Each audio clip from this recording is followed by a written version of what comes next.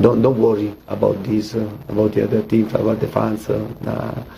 And no one person wants to kill the championship. When Diego then decided to stay, and he told me that I stay, and I want to fight for this club. I want to fight for my teammates. I want to fight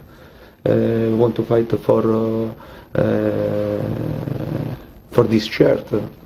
No, I'm not concerned. For sure, there are some position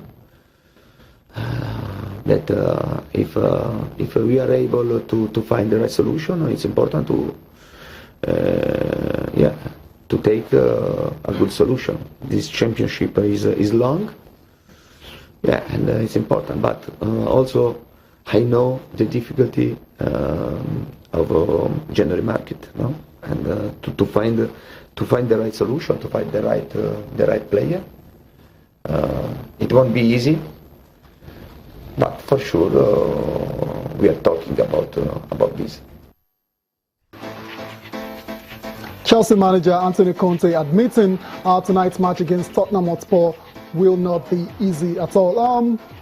Rotimi, that run that they've been on, 13 in a row now, we've been talking about it for ages, and it started on October the 15th. And it looks like they're just so relentless, and they just keep going on and on like a juggernaut. It looks like no one can stop them. And you actually believe Tottenham cannot stop them tonight? I don't think so. I think what has worked for Chelsea in the last few weeks is the fact that there are no European distractions. They get to rest well, they get to prepare well, and I like the fact that Antonio Conte is capitalizing on that. He's working for the team. So, hey, why not just continue? I think tonight is not going to stop.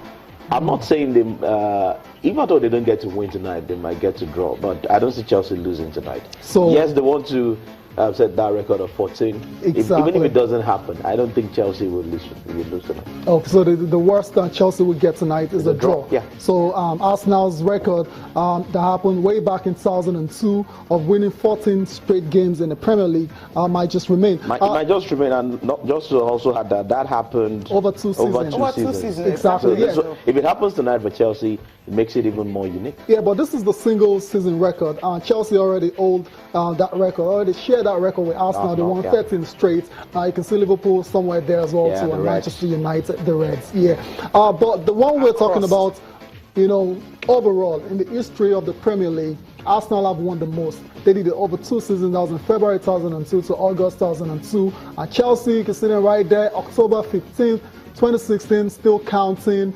You believe you're not very sure yourself. You think they might get a draw or a win. They're not definitely losing tonight. If they get the 14, I wouldn't be surprised. Okay. I think they can get it. Yeah. Because I really think they can actually get it. Because, from what from what Antonio Conte had to say, he says he's got a big squad. And now he's also thinking of how to also maybe bring in players if they can, to actually steady the ship. So he tells you that would be unfair on Big Ten. That's the thing. And if you check, they've had 3 days of rest. That's what more than everyone else, right?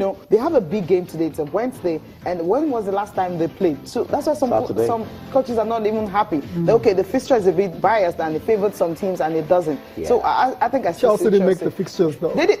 So tell Arsene Wenger that. Yesterday's game was actually big. I mean, Arsene Wenger wasn't really too happy about his players. When you have a team, for the first time, Arsenal had to come from 3 goals down to even get a point in a game. They haven't done that, if I can remember. They haven't done that. About 2 goals down, they've done it. They are about 3 goals down and get a draw. But Wenger, at the end of the day, wasn't really happy. Take a look at what happened yesterday. That's 3-0. Bournemouth, Arsenal. Now, when it was down. 20 minutes into the game, they were 2 goals down. And 20 minutes before the end of the game, they were still 3 goals down. And Arsenal somehow, in that 20 minutes, Rotimi, 3 goals came in and it ended 3. I was looking for a Liverpool stuff here. Rotimi, this one here, you can either say, you can look at it from a glass half full, angle, or glass half empty. I mean, where do you stand here? 3-0 down in the first place. People say it shouldn't be down 3-0 against Bournemouth, but they showed character to come back and draw. I think the worrying side for Arsenal is that they are not taking advantage of such games. They played against a side that have been modeled you know, just like what Arsenal has been doing. Eddie Howe has come out to say severally that, hey, Wenger is like my mentor. I try to model my team, shape my team, just like an Arsene Wenger side. Okay. And what we saw in the first half was Bournemouth playing the Arsenal game. I didn't say that. Bournemouth playing the Arsenal game. Yeah, 3-0 at some point. I felt Arsenal were poor, they were lethargic. And then I mentioned quality earlier, quality players. That actually played out, you know, in the game, especially when the likes of Sanchez had to change his position, brought in the Perez and all that, and then it tweaked the formation a bit, and then it worked for them. Got 2 goals after the red card, which I felt was very harsh from the referee. They got the 3rd goal, Giroud assisting to 2 of the goals as well. So on the night, Arsenal have done it before. Funny enough, it's just that they've not come back and then win like Liverpool. But they've done it before, you know, coming back from 3 goals. Yeah, they've done it before.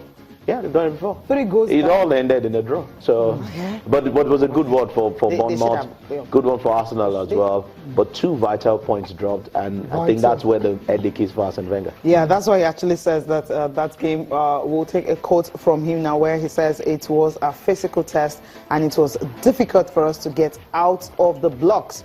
And they started quicker, faster, and after that, I think with 20 minutes to go, with 3 goes down, it was as well a mental test. I think we refused to lose the game and gave absolutely everything. That was what they did. And Eddie Howe wasn't really too happy. But I think he was also happy that, okay, they got out of it. Well, what happened at Liverpool? You'll be disappointed. 3-0 up, Cecilia, come on. And yeah, since you mentioned it, how would you say Eddie Howe did in his audition to become the next Arsenal manager? I mean, if you monitored Bournemouth, they've been playing pretty well.